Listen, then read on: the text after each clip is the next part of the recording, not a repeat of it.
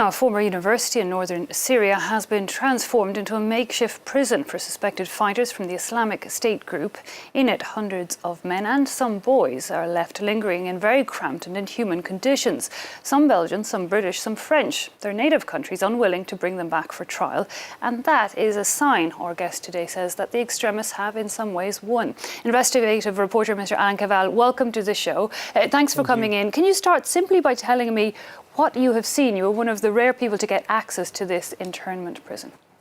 Well, what you see when you go there is basically like a makeshift prison, full of perhaps more than 2,000 inmates living in classroom size cells, like 100 to 150 people by cell.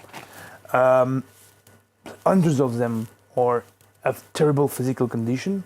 Some of them have been wounded in the last battles of ISIS, because you need to know that these inmates were all captured in Barouz, which is the last point that ISIS controlled earlier this year, at the beginning of the year, and they were taken over by the Kurdish forces and the coalition in April 2019. So these people are the last, perhaps, fighters or followers of ISIS that did not surrender or were not killed in combat situations, and they are living in this. This is the hospital of the prison, and so they have very basic, treatment that do not allow them to be cured in the right way. And each week, each month, some of them die, of course, of this not ill treatment, but the absence of treatment. Indeed, and dying then without telling the full extent of their story, without going on trial, without justice, as you've pointed out, for many of the victims.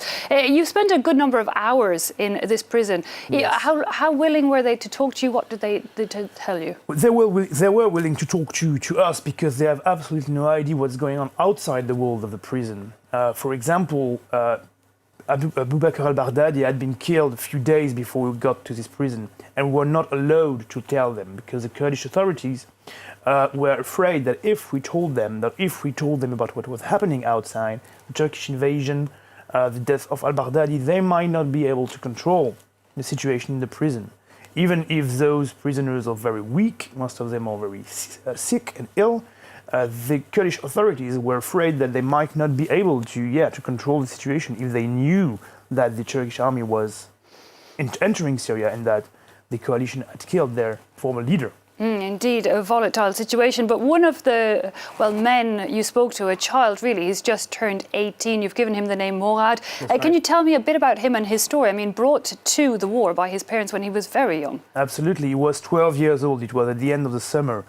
Back in 2014, he was about to go to school, the end of vacations, but he never got to start his new year in middle school. He was taken by force by his parents to Syria. When they told him they were going on a vacation to Turkey, he realized at 12 that he was actually in a war zone. And so the years that he lived between 12, so the end of childhood, and 18, the beginning of his adulthood, were either in the totalitarian system of the Islamic State, in which he lived and when he was indoctrinated, or in cities that were bombed by the coalition, on roads that he was fleeing these cities that were being bombed, then on this awful Barouz battle, and now in a prison with no legal existence, with no, completely forgotten by his own government, and not given the assistance a young boy like him you would need. Perhaps the extreme example of countries distancing them completely entirely from their own citizens, because there is that question of bringing people back for trial, which isn't happening. It's not happening, and the case of this young man is especially telling, because, well, he was a child when he was taken to Syria. He didn't want to go there. He didn't have any idea about what he was going to do there. And so this shows that government do not take their responsibilities, even with the most vulnerable cases. So there's just a policy to just forget about them, put them in these areas, and so that they stay there and they don't cause any problem, or just have to forget them, that's all. And of course, you've been writing a lot about the potential consequences of that tactic and, really what it reflects on our own weapons, if you like, or systems of justice. That's right. The thing is that when I got there, I had the very deep feeling that the Islamic State somehow had won something. They lost this battle of Barouz, but when you look at this jail, you see that they managed to, let's say, make us, and by us I mean democracies, countries where the state of law is supposed to be applied, they made us doubt of our own principles, and they made us doubt of the force of law, of the principle of law, and of justice. And so we stopped tackling this issue by, let's say, okay, let's do justice to the victims. Let's find out what happened. Let's find out who is guilty of what, who is responsible of what. No, we just put these people in a jail where they're slowly dying in order to forget them, because we believe that our law system, our legal system, our democracies are not fit for tackling this issue. Is it the fear then, if, say, for example, France brings some of these men and boys back to France, that they will be set free? There's a fear that even if they are not set free in the short term, like in the longer run, they might pose a threat to the security of France. And also most people in France do not want these people back.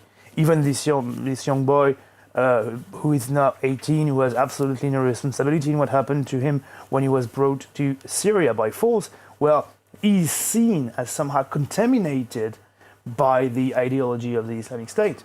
And so there is this sense of he's going to get back to France and bring this disease of the Islamic State with him. And this is how people tend to see the situation. And this is why they tend to believe that our legal system is not ready and up to it. And meanwhile, leaving people there, of course, you've seen it yourself, not perhaps in the prison, but in the camps for women and children, that people become all the more radicalized. Yes, actually, I was in touch with French women from who joined ISIS, and they, a few months ago, they were slowly showing signs, and perhaps were not very sincere, but slowly showing signs that they had got away from the ideology of the Islamic State. And then, with the weeks and the months passing, more and more they were more radicalized. They were re-radicalized somehow, and because they don't see anything coming, and they're with their children in these tents and feel abandoned. And they feel abandoned, of course. And they just want to go to France to face justice, and perhaps for their children to have a better life. Some of them, at least. Incredibly complicated and quite frightening situation, Mr. Allan Kaval. Thanks so much for coming in and telling us a bit more about it. Allan Kaval, investigative reporter who travelled to northern Syria with photographer Laurence J. We've been seeing some of the pictures and indeed images also from Agence France Presse.